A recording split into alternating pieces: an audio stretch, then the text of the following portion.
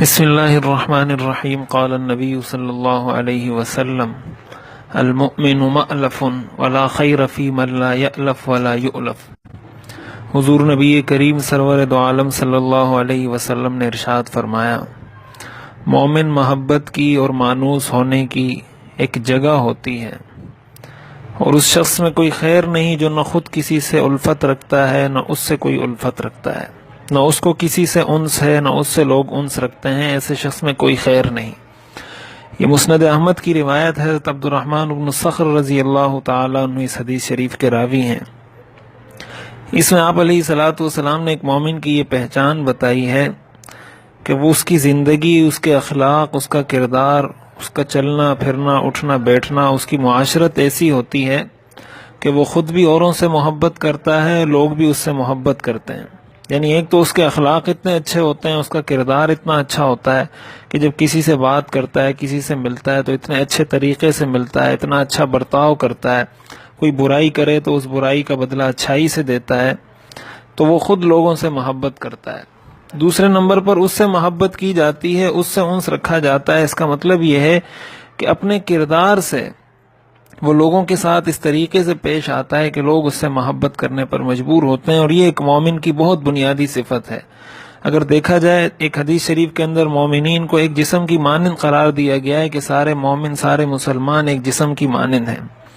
تو ان کا ایک جسم کی مانند ہونا اس بات کا تقاضا کرتا ہے جیسے انسان کو اپنے جسم کے ایک عضو سے محبت ہوتی ہے، دوسرے عضو سے محبت ہوتی ہے،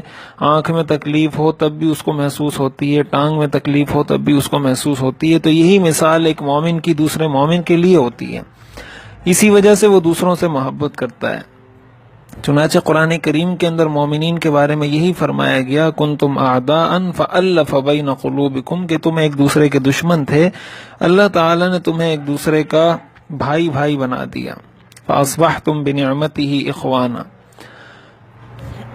تو یہ ایک مومن کی ایک ایسی بنیادی صفت ہے جس کو ہر مسلمان کو اپنانا چاہیے۔ قرآن کریم میں صحابہ کی تعریف بیان کرتے ہوئے یہ فرمایا گیا، رحماء بینہم، کہ وہ آپس میں ایک دوسرے کے ساتھ بڑے رحم دل ہوتے ہیں۔ تو ایک تو اس سے ہمیں بنیادی درس یہ ملتا ہے کہ ہم اپنی زندگی پر ذرا غور کریں کہ ہم لوگوں سے انسیت رکھتے ہیں، لوگ ہم سے انسیت رکھتے ہیں یا وحشت رکھتے ہیں۔ اپنے گھر والوں کو دیکھیں کہ ہمارے بچے، ہماری بیوی، ہمارے والدین، ہمارے دوست، ہم جب جاتے ہیں تو وہ خوش ہوتے ہیں یا وہ پریشان ہو جاتے ہیں کہ یہ دوبارہ آ گیا۔ ہم اپنی زندگی پر غور کریں گے تو اس سے پتہ چلے گا کہ ہم سے لوگوں کو مانوسیت ہے یا نہیں۔ اگر نہیں ہے تو ہم کوشش کریں کہ اپنا مزاج، اپنا کردار، اپنا گفتار، اپنے اخلاق ایسے بنائیں کہ جہاں کہیں ہم جائیں، جس کے پاس بیٹھیں تو اس کو دلی طور پر خوشی ہو کہ چلیں اس کے پاس کچھ دیر کے لیے بیٹھا جائے، نہ یہ کہ گھر کوئی شوہر جائے، کوئی والد جائے تو سارے سہم کر بیٹھ جائیں، سارے خاموش ہو کر بیٹھ جائیں کہ ابھی تو ہم بات ہی نہیں کر سکتے۔ لیکن اس کا یہ مطلب بھی نہیں ہے کہ انسان جب دوسرے سے محبت کا اظہار کرے یا اچھے اخلاق سے پیش آئے، اس کا یہ مطلب بھی نہیں کہ اگر کوئی غلط کام کر رہا ہے، کوئی غلطی ہے تو اس کی اصلاح بھی نہ کی جائے۔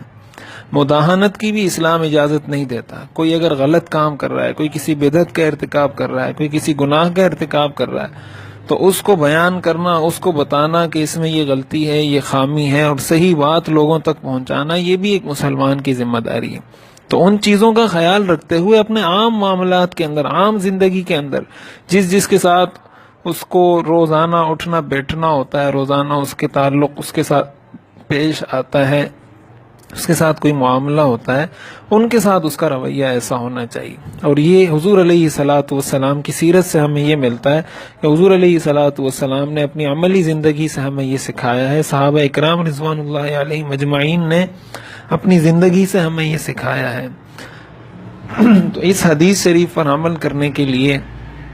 ضرورت اس بات کی ہے کہ ہر انسان کچھ دیر کے لیے اپنا احتساب کرے، اپنا محاسبہ کرے کہ میں اس حدیث پر کس درجے میں صادق آتا ہوں۔ حضور علیہ والسلام نے فرمایا، لا خیر فی من لا یألف ولا یؤلف، اس شخص میں کوئی خیر نہیں جو نہ خود کسی سے انس رکھتا ہے نہ اس سے لوگ مانوس ہوتے ہیں۔ اللہ تعالی ہمیں حقیقی معنوں میں مومن بنائے۔